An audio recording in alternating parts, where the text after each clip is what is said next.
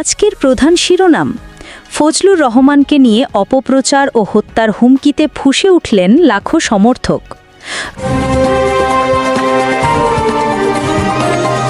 রুমিন ফারহানা ইস্যুতে ব্রাহ্মণবাড়িয়ায় এনসিপির সংবাদ সম্মেলন, জানানো হলো প্রতিবাদ। সামাজিক যোগাযোগ মাধ্যমে বৈষম্যের অভিযোগে ফেসবুকের বিরুদ্ধে জিডি করলেন মৌলানা মামুনুল হক। রুমিন হাসনাত বিতর্কে এনসিপির পাল্টা ব্যাখ্যা, ভাইরাল হলো ভুয়া প্যাডের অভিযোগ।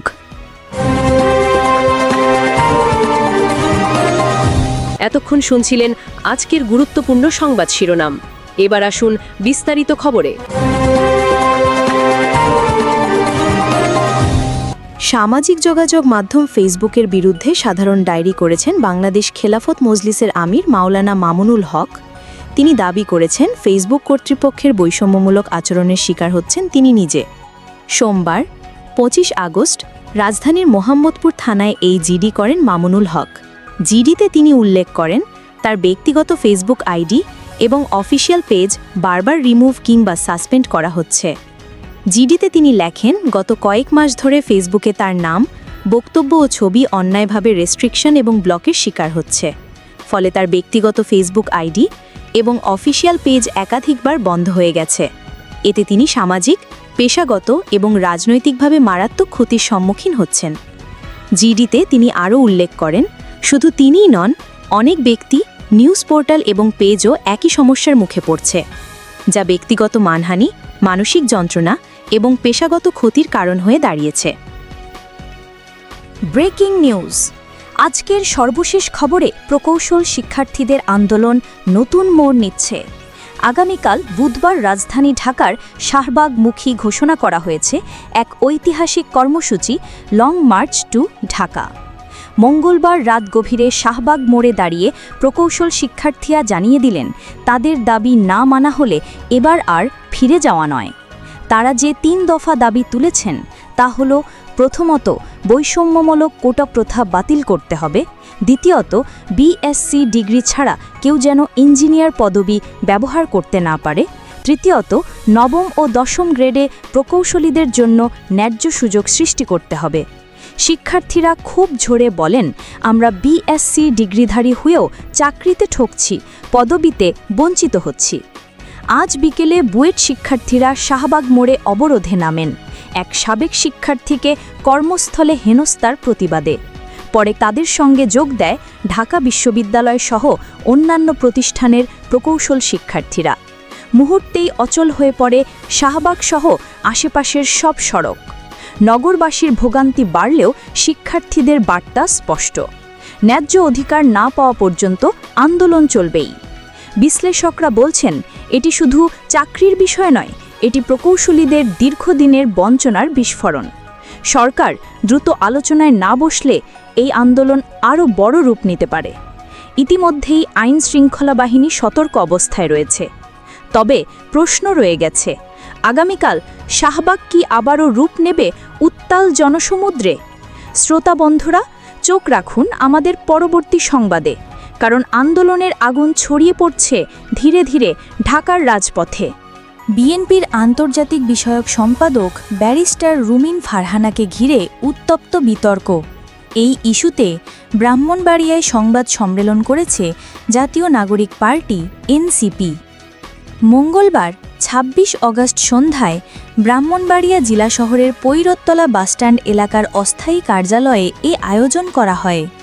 সংবাদ সম্মেলনে অভিযোগ করা হয়, রুমিন ফারহানা মিথ্যাচার করেছেন, আর তার বিরুদ্ধেই প্রতিবাদ জানাচ্ছে এনসিপি।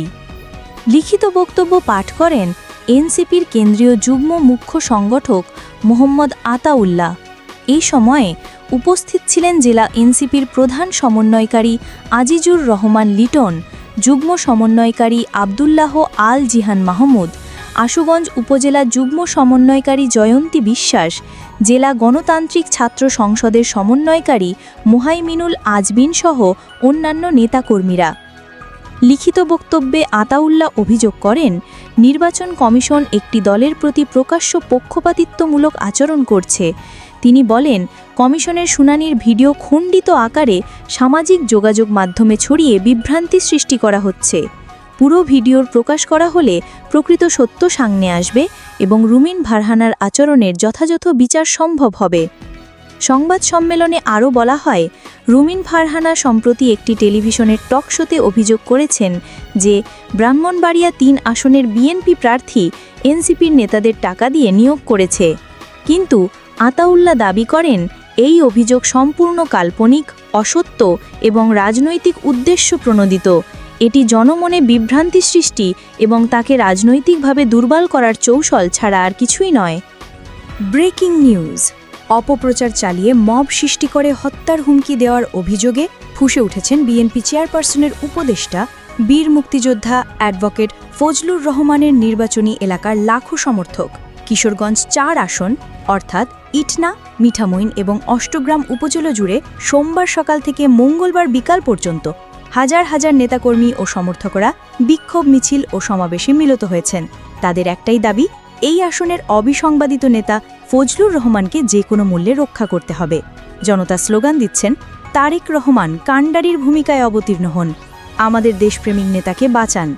স্থানীয় নেতারও অভিযোগ করেছেন, পতিত স্বৈরাচারী হাসিনা সরকারের দোসররা ষড়যন্ত্রে লিপ্ত। তাদের দাবি, ফজলুর রহমান এই আসনের এমন জনপ্রিয় নেতা যে নিরপেক্ষ নির্বাচনে তাকে হারানোর মতো কোনো প্রতিদ্বন্দ্বী কখনো জন্ম নেয়নি।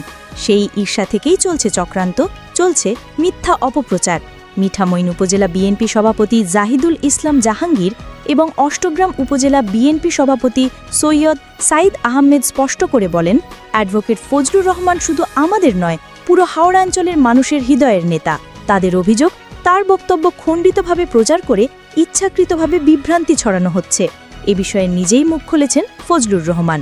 তিনি সাংবাদিকদের জানান, আমি যখন বলেছি বিএনপি মুক্তিযুদ্ধের দল, তখন প্রাসঙ্গিকভাবে অন্য দলের কথাও বলেছি, কিন্তু সেটাকে বিকৃত করে প্রকাশ করা হচ্ছে। তিনি পরিষ্কার করে দেন, আমার বক্তব্য পুরোপুরি শোনা হলে বিভ্রান্তির কোনো সুযোগ থাকত না। প্রসঙ্গত, ফজলুর রহমান শুধু বিএনপির উপদেষ্টা নন, তিনি একজন বীর মুক্তিযোদ্ধা। তার সমর্থকেরা বিশ্বাস করেন, এই ষড়যন্ত্র আসলে জনগণের ইচ্ছাকে দমিয়ে রাখার আরেকটি নোংরা খেলা। তারা হুঁশিয়ারি দিয়েছেন, যদি এই ষড়যন্ত্র থামানো না হয় তাহলে হাওড়াঞ্চলের জনতা রাস্তায় নেমে আরও কঠিন আন্দোলনে যাবে। পরিস্থিতি উত্তাল, উত্তেজনা চরমে। সবাই এখন তাকিয়ে আছে বিএনপির ভারপ্রাপ্ত চেয়ারম্যান তারেক রহমানের দিকে। তিনি কী সিদ্ধান্ত নেন সেটাই নির্ধারণ করবে এই আন্দোলনের পরবর্তী ধাপ। এতক্ষণ শুনছিলেন ব্রেকিং নিউজ। অপপ্রচার, ষড়যন্ত্র আর হত্যার হুমকির বিরুদ্ধে জনতার গর্জন।